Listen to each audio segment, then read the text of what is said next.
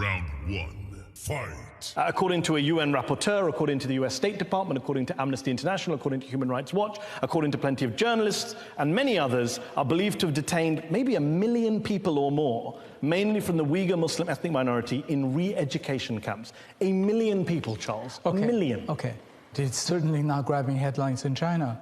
Isn't that because you don't have a free press in China, so you can't have headlines about the Uyghurs? No, it's because there are 55 national minorities in China, and Uyghurs' population is, in total... 9 and 10 million, I believe, in Xinjiang. Yes, 0.7% Okay, but the world doesn't work on percentages. If you lock up 1 million people in camps, the world pays attention. 1.4 billion people need to be fed, need to be clothed, What's that got to do need with to be locking up 1 million educated. people in Xinjiang? That must concern you to hear that 1 million people of your fellow Chinese countrymen and women have been locked If up by it's your true, government. sure. How do we establish if it's true or not? Why don't you let people in to check and count? Then we'll know for sure. I think people have visited. No, they've been on kind of supervised trips with Chinese monitors to select camps where they haven't been able to see everything. In fact, Reuters went on a trip last year. They were taken around. They were allowed to meet some people, and the people sang, "If you're happy and you know it, clap your hands." And Chinese government monitors stood in the room the whole time, and no one was allowed to speak to anyone independently. well, you know, Charles, that there are people who've been in those camps, who have come out of those camps, are now refugees in the US, in Kazakhstan, and they have testified to hooding, shackling, torture, sleep deprivation, sexual humiliation, starvation. This is what's coming out from people who've been in those camps in Xinjiang. If it's true, then they're certainly very bad. This is not my area of expertise, and I'm not involved in the politics, and I've never been to Xinjiang.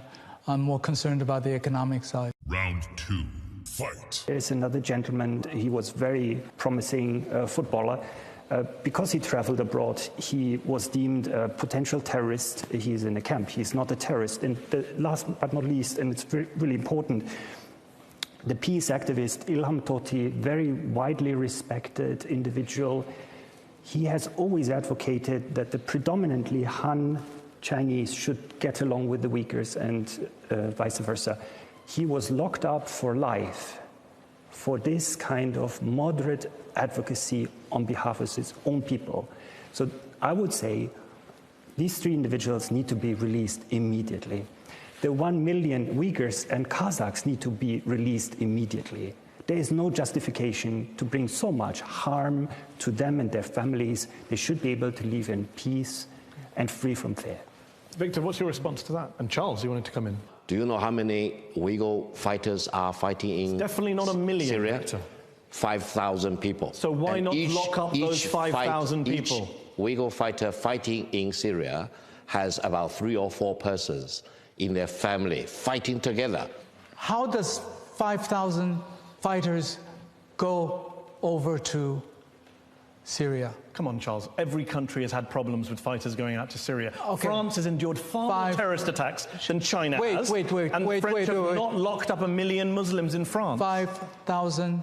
And how did they get there? There's a support group. Same in France, Charles. And the French have not locked up 1 million people. They have a problem. The French claim they have a problem of radicalization. They've brought in a state of emergency, but they haven't detained 1 million people. But even the French haven't said, you can't name your son Mohammed. You can't have children entering mosques. Government employees can't fast during Ramadan. You can't grow, quote, abnormally long beards. That's what Beijing has banned Uyghur people from doing. That's false. How about children not being allowed to go into mosques?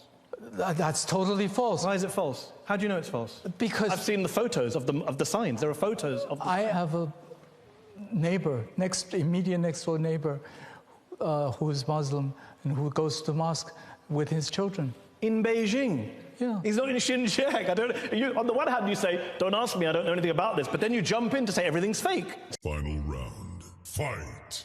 Stephen, let me ask you this. You're listening to Charles and Victor saying this is propaganda. What do we know? What does the evidence suggest to you that you've seen that can be corroborated about what's happening on the ground on a place like Xinjiang?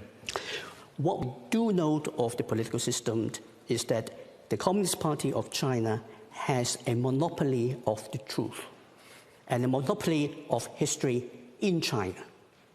Therefore, what they say must be true is by definition, and what anybody else has to say that does not coincide with what the party says are false news.